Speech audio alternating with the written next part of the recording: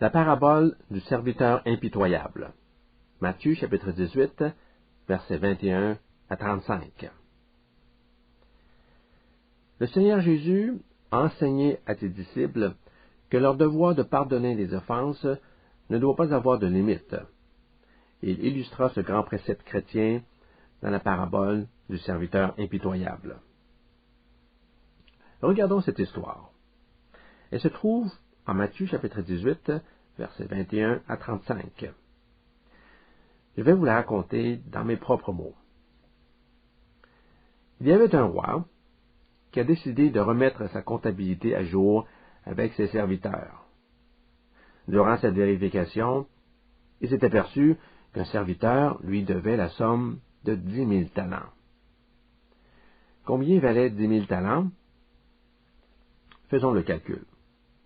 Un talent équivalait à environ 6 000 deniers. Un denier correspondait au salaire journalier d'un ouvrier agricole. Ainsi, 10 000 talents représenteraient 60 millions de journées de salaire. Inutile de dire qu'il s'agit là d'un montant colossal. Il est difficile de penser qu'un particulier ait pu contracter une telle dette dans sa vie. Elle appartenait possiblement à un haut fonctionnaire ou à un ministre qui, dans son maniement des affaires du gouvernement, a misérablement failli à ses responsabilités. Il devait maintenant faire face au maître à qui il doit ce montant d'argent. Puisque le serviteur n'était pas sauvable, le roi ordonna qu'il soit vendu comme esclave, avec toute sa famille. Grande fut sa détresse. Il se jeta aux pieds du roi et implora sa miséricorde. « Sois patient avec moi, donne-moi un délai, et je te paierai tout ce que je te dois, supplia-t-il. » Ce malheureux se montrait incroyablement optimiste sur sa capacité à rembourser sa dette. Dans son désespoir, il promettait l'impossible. Néanmoins, l'imploration du serviteur toucha le cœur du roi. Ainsi, ému de compassion, ce dernier prit la décision d'annuler la dette et le laissa partir. Le serviteur était redevenu un homme libre.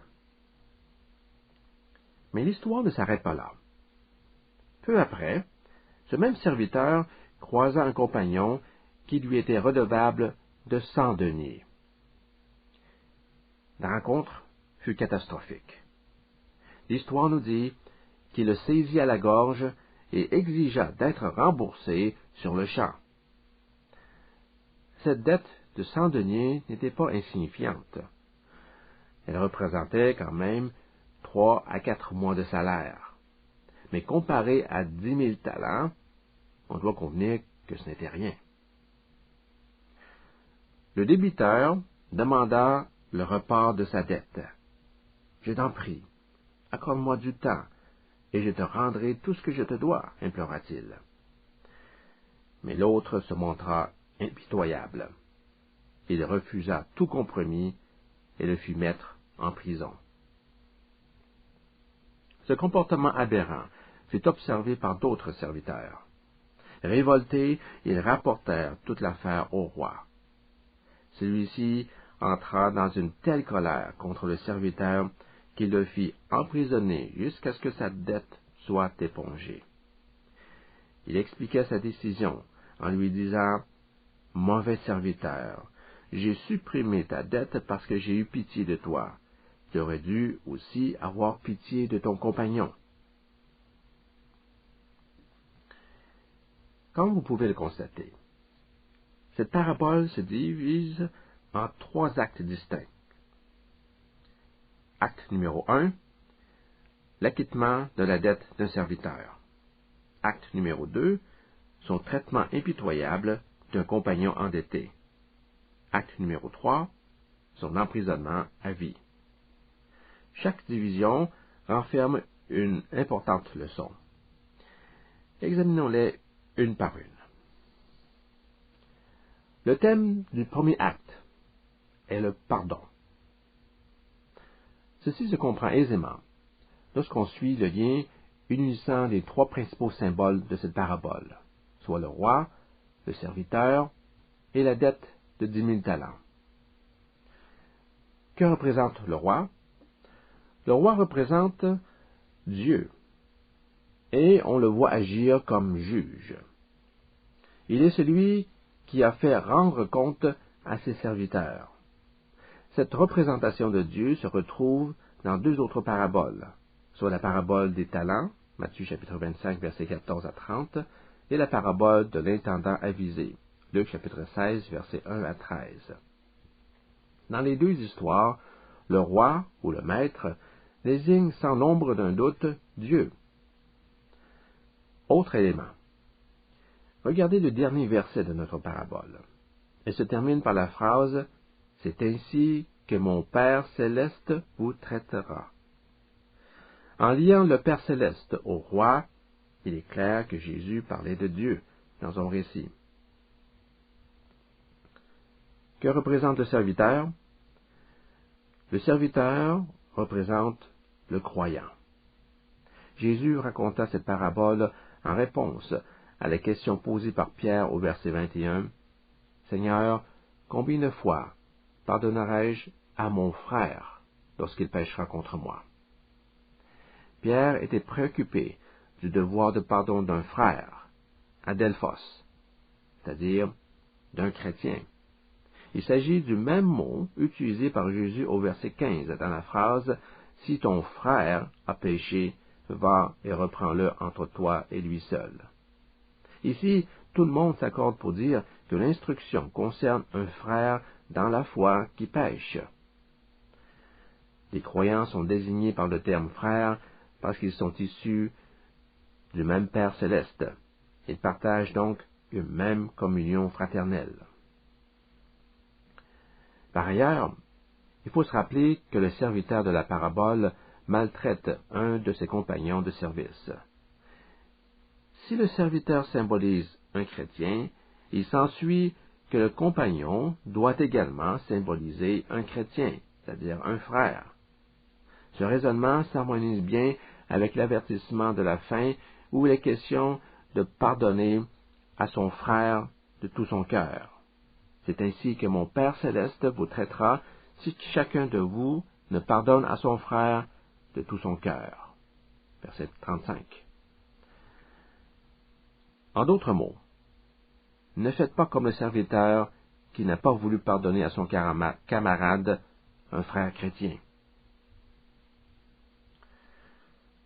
Que représente la dette? La Bible utilise l'image d'une dette pour représenter le péché. Nos péchés sont des dettes devant Dieu. Prenez par exemple Luc chapitre 11, verset 4. Jésus dit, « Pardonne-nous nos péchés, car nous aussi, nous remettons sa dette à quiconque nous doit quelque chose. » Dans cette phrase, dette et péché sont utilisés comme synonymes. La dette que nous remettons, ce sont les péchés que nous pardonnons. Je vous rappelle le contexte de notre histoire. Jésus la raconta pour illustrer sa réponse à la question de Pierre sur le pardon. « Seigneur, combien de fois pardonnerai-je à mon frère lorsqu'il péchera contre moi? » Pardonner à un frère du péché qu'il a commis à mon égard, c'est annuler la dette qu'il me doit. Dans le cas de notre parabole, le premier serviteur était en dette avec le roi. Donc, la Bible considère le péché comme une dette. Pris figurément, chaque péché que nous commettons cause une dépense qui est mise au débit de notre compte spirituel. Ainsi, notre passif s'accroît sans cesse jusqu'à atteindre une somme astronomique. C'est ce que la dette de 10 000 talents représente. Chaque être humain, par ses péchés, a accumulé une dette spirituelle si grande envers Dieu qu'il lui est impossible de s'en acquitter, quelles que soient ses bonnes œuvres. Le salaire du péché, c'est la mort, déclare Paul en Romains chapitre 6, verset 23. Voilà une autre façon de décrire notre misérable situation d'endettement. La mort met un terme à tout. Il n'y a rien qui puisse nous racheter de la mort. De façon similaire, il n'y a rien que nous puissions faire pour rembourser notre dette du péché. En désespoir de cause, le serviteur, dans la parabole, demanda un délai de grâce. Remarquez son humilité. Verset 26. Le serviteur, se jetant à terre, se prosternant devant lui, et dit, « Seigneur, aie patience envers moi, et je te paierai tout. » Par ces mots, il reconnaît que la condamnation du roi est juste, et il l'implore pieusement à faire acte de grâce. Quelle fut la réaction du roi? La détresse de son serviteur le toucha vivement. Motivé par la compassion et supprimant la dette entière, il le renvoya libre. Cette merveilleuse clémence représente la miséricorde divine. Spirituellement, nous sommes comme ce serviteur. Nous sommes tous des pécheurs. Il nous est impossible de rembourser Dieu pour le mal que nous lui avons fait. Nous sommes condamnés à mourir. S'il existe une issue, ce serait d'aller vers Dieu avec un cœur contrit et de lui dire, « Seigneur, je reconnais que je suis un pécheur. Je sais que ma dette est énorme et je suis incapable de la payer. Je te supplie de m'accorder ta miséricorde. S'il te plaît, pardonne tout ce que j'ai fait de mal. » Soyez assurés que Dieu vous écoutera. Le Seigneur se montre toujours disposé à faire grâce aux pécheurs humiliés.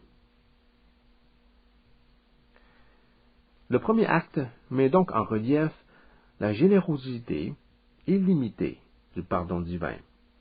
Elle révèle que la compassion, l'éternelle miséricorde de Dieu est la source de ce pardon. Certains chrétiens ont une conception du salut qui se limite aux événements du premier acte. Une fois pardonné, pense-t-il, le salut est complété. Ce n'est pourtant pas ce que cette parabole enseigne. Le pardon des péchés constitue le point de départ et non pas l'entièreté de la vie chrétienne. Ainsi, la parabole se poursuit avec le deuxième acte, qui souligne la responsabilité du pécheur pardonné. Le thème du deuxième acte est la sanctification. Il montre que la réception du pardon divin doit se refléter dans notre conduite par une disposition à pardonner nos semblables.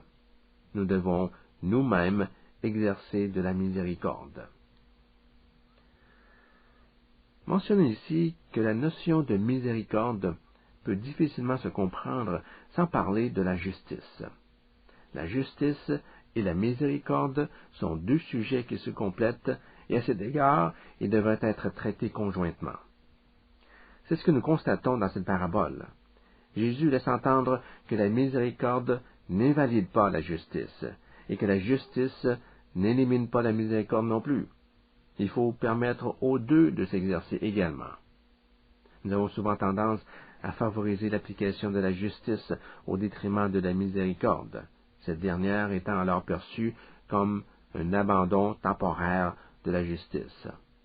Or Jésus nous demande de considérer la justice et la miséricorde sur le même pied.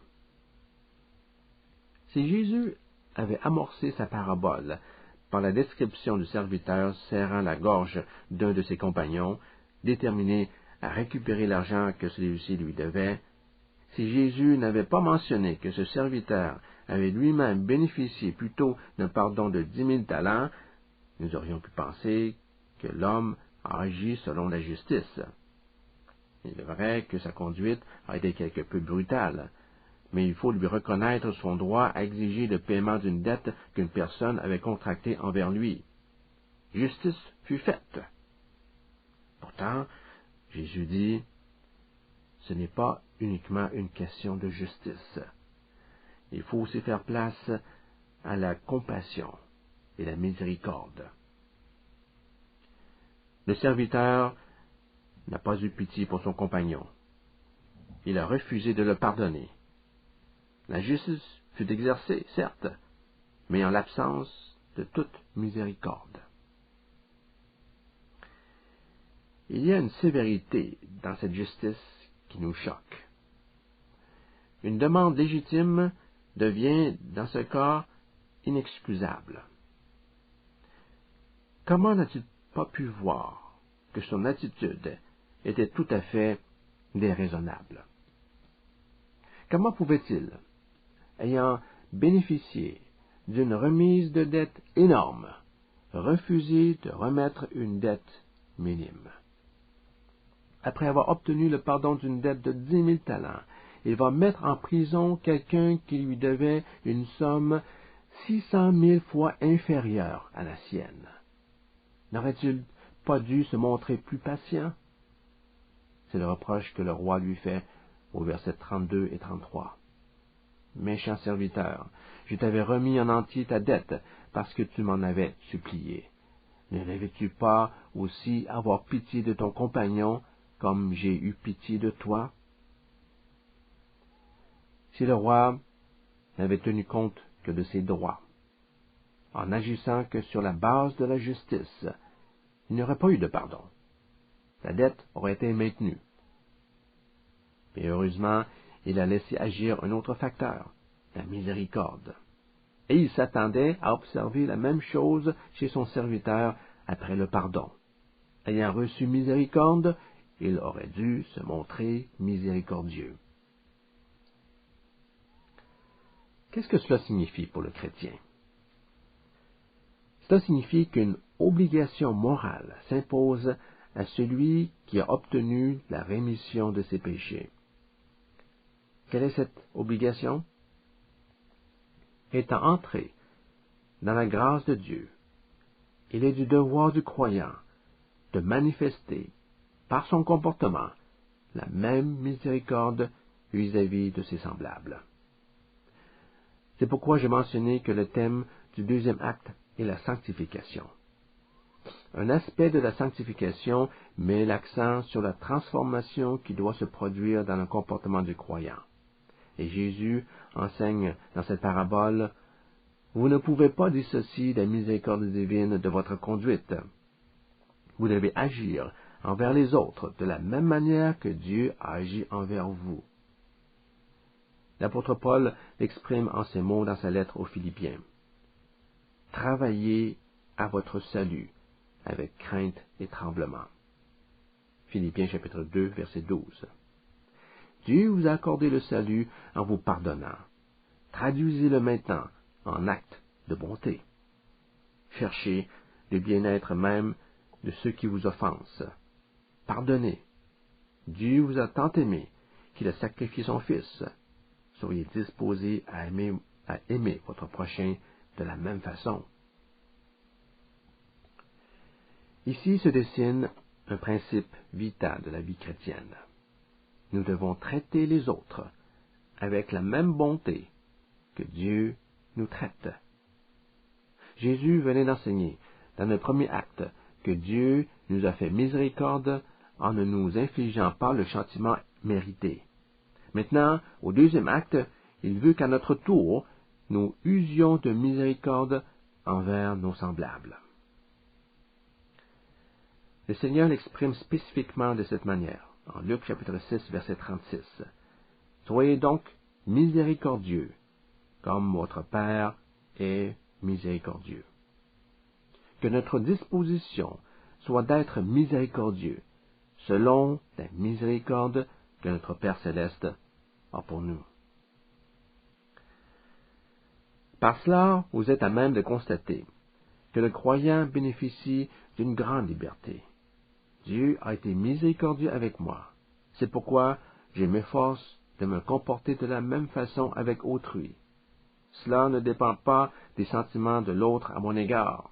Ce qui compte, c'est l'attitude de Dieu envers moi. Dans les relations humaines, on a tendance à vouloir rendre à l'autre l'appareil. Tu as été méchant à mon égard, je serai méchant avec toi.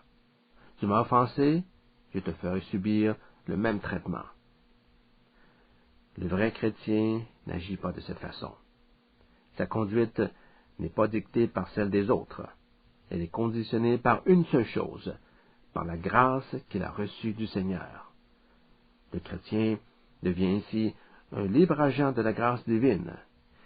Il exerce la miséricorde indépendamment de ce que les gens lui font ou disent de lui. Le thème du troisième acte est le jugement.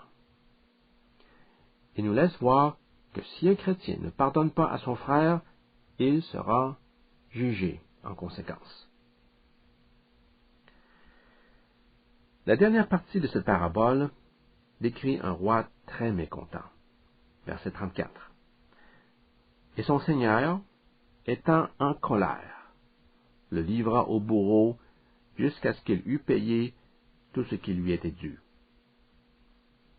Lorsque le roi apprit ce qui était arrivé, il entra dans une colère si forte qu'il décida de remettre sur le dos de ce cruel serviteur la dette de 10 000 talents.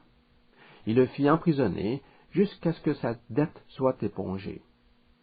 Comme il ne pourra jamais la payer, il était condamné à l'emprisonnement perpétuel, une image de la damnation. Ce verset, le verset 34, ressemble énormément au verset 30, où nous lisons que le serviteur avait refusé le pardon à un compagnon et l'avait jeté en prison jusqu'à ce que sa dette lui soit remise. Matthieu 18, verset 30. Mais l'autre ne voulut pas, et il alla le jeter en prison jusqu'à ce qu'il eût payé ce qu'il devait. Le parallèle entre ces deux versets met en évidence un autre important principe de la vie chrétienne. La façon dont nous traitons les autres détermine la disposition de Dieu envers nous-mêmes. Le sort que le serviteur a réservé à son créditeur, c'est celui que le roi lui a réservé, c'est-à-dire que la justice a été appliquée sans merci. Jacques exprime la même idée en Jacques chapitre 2, verset 13, car le jugement est sans miséricorde pour qui n'a pas fait miséricorde. Si nous refusons d'être miséricordieux envers autrui, Dieu ne le sera pas vis-à-vis de nous au jour du jugement. Si la dette est l'image de nos péchés, si le roi symbolise Dieu, et si le serviteur représente le croyant, alors la conclusion suivante s'impose.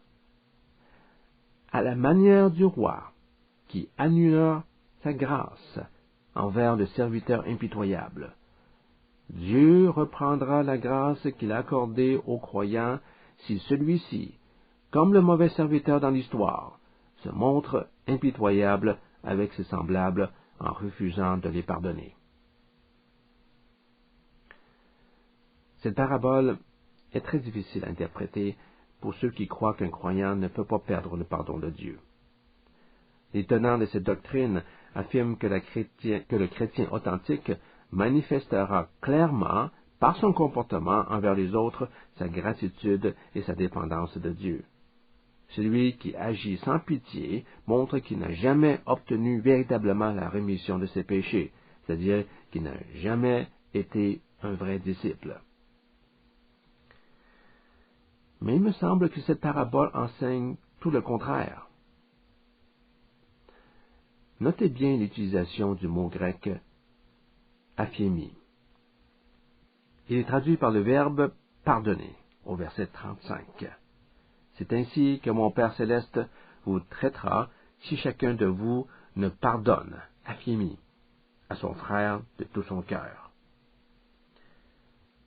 Ce même mot apparaît à deux autres reprises, au verset 27 et au verset 32, en lien avec l'annulation ou le pardon de la dette de 10 000 talents du serviteur. Verset 27. Ému de compassion, le maître de ce serviteur le laissa aller et lui remit, aphiemi, la dette. Verset 32. Alors le maître fit appeler ce serviteur et lui dit, méchant serviteur, je t'avais remis, affirmé, en entier ta dette, parce que tu m'en avais supplié. Le serviteur fut donc acquitté de tout ce qu'il devait. Il a été complètement pardonné. Comment peut-on affirmer le contraire? C'est-à-dire affirmer qu'il n'a jamais fait l'expérience du pardon et donc qu'il n'est pas un vrai chrétien. Dans la logique de cette parabole, nous sommes forcés de conclure que ce serviteur correspond à un individu qui est vraiment entré dans l'esprit de la grâce divine et qui l'a expérimenté. Malheureusement, même s'il a réellement reçu le pardon de Dieu, il s'est montré indigne de ce pardon par son refus de pardonner aux autres. En conséquence, la grâce dont il a bénéficié lui a été retirée. Qu'en est-il alors de la sécurité éternelle du croyant? La Bible ne donne-t-elle pas l'assurance que le vrai chrétien persévérera jusqu'à la fin? Il est vrai que de nombreux versets permettent de penser que nous ne pouvons pas perdre notre salut. Pourtant, plusieurs autres versets laissent entendre exactement l'inverse. Les nombreux avertissements et exhortations à l'intention de ceux qui sont sauvés semblent indiquer la possibilité de déchoir de la grâce. La parabole du serviteur impitoyable fait partie de ceux-là. Nous devons reconnaître ces deux aspects de la vérité biblique et accepter que notre esprit humain limité ne peut parvenir à les concilier. Nier l'existence de cette tension dans les Écritures serait une erreur. Le salut est un don de la grâce divine. Il ne peut se mériter par notre labeur. Tel est le sens de cette parabole. Dans sa compassion et par sa grâce souveraine, Dieu a payé notre dette. Il nous a accordé un pardon total et gratuit. Nous ne devons pas supposer cependant qu'en obtenant le pardon, nous échapperons au jugement. Il y a un jugement futur qui aura lieu avec le retour de Jésus, et personne n'y échappera, pas même le chrétien. Dieu fera miséricorde à celui-ci dans la mesure où lui-même a fait miséricorde à autrui. S'il s'est montré impitoyable, Dieu le sera tout autant vis-à-vis de lui. Son jugement sera impitoyable.